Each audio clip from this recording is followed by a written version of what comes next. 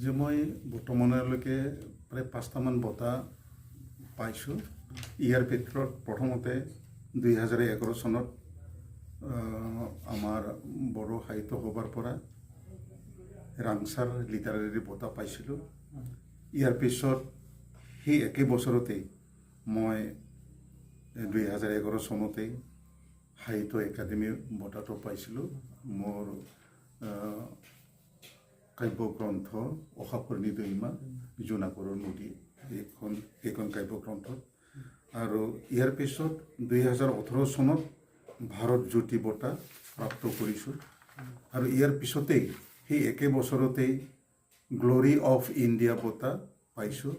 আৰু সেই একে বছৰতে 2018 চনতেই দ্য বেষ্ট চিটিজেন্স অফ ইণ্ডিয়া মই বঁটা পাবলৈ সক্ষম হৈছোঁ। সম্ভৱত বঁটাখিনি দিল্লীতে দিছিলে নেকি? চব দিল্লীত, প্ৰায় দিল্লীতে পাইছোঁ। এটা বেংককত আছিলে, থাইলেণ্ডৰ বেংকত আছিলে, তাতো যাব পৰা নাই, মোক পঠাই দিছে।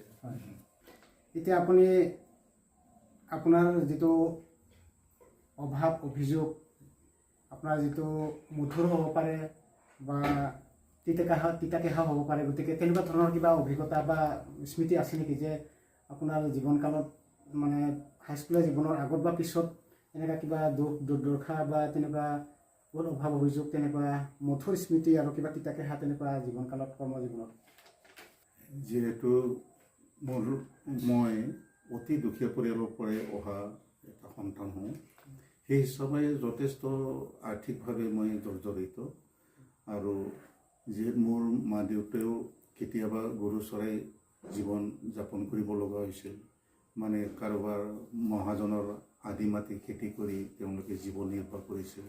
ঠিক তেনেকৈ ময়ো তেওঁলোকৰ লগতেই কেতিয়াবা গৰু চৰাব লগা হৈছিল, ম'হ চৰাব লগা হৈছিল, পথাৰত যাব লগা হৈছিল। তে দেউতা আৰু মাক মই সহায় কৰিছিলোঁ মোৰ মানে অতীত কালত।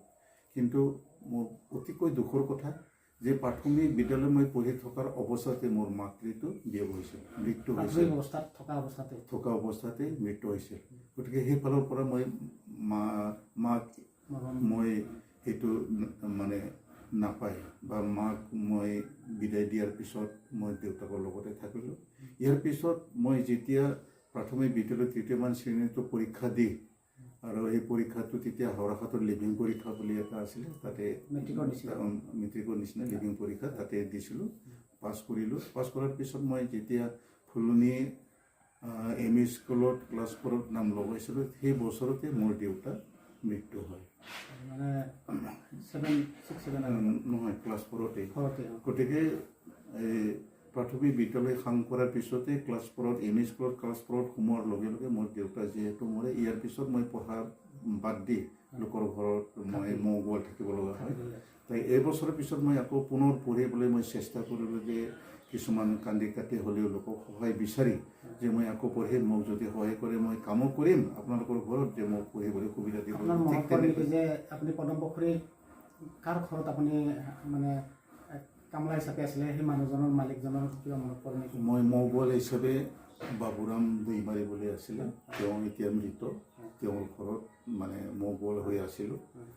আৰু কিমান বছৰ তেনেকুৱা থাকিব লগা হ'ল? এবছৰ মই তাতে তেনেকুৱা থাকিছোঁ। ইয়াৰ পিছত মই বেলেগত তাত থাকিবলৈ ধৰিলোঁ, সেইটো দশৰথ বসুমতাৰী বুলি তেওঁৰ ঘৰত থাকিলোঁ, পঢ়িলোঁ। কেইবা ঘৰতো। তাৰপিছত নৰেন্দ্ৰ বসুমতাৰী, তেখেতৰ ঘৰতো তেওঁ গুৰু ডাক্তৰ কৰিছে। তেওঁ নিজৰ ভাই হিচাপে মোক ৰাখিছিলে, পঢ়িবলৈ সুবিধা দিছিলে। মই তেওঁৰ মানে খুব সুখেৰে তেওঁৰ ঘৰত আছিলে। আৰু তেতিয়াই মই ফুলনিয়ে হাইস্কুলত পঢ়ি আছিলোঁ। মানে এনেকৈ কৈছে।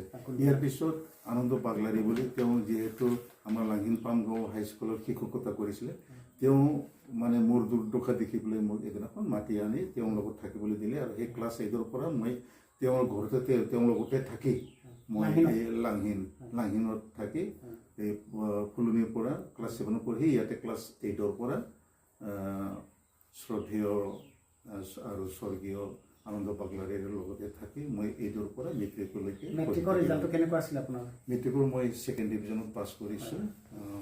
20 নম্বৰৰ কাৰণে মই 1st ডিভিজনটো পাব নোৱাৰিলোঁ।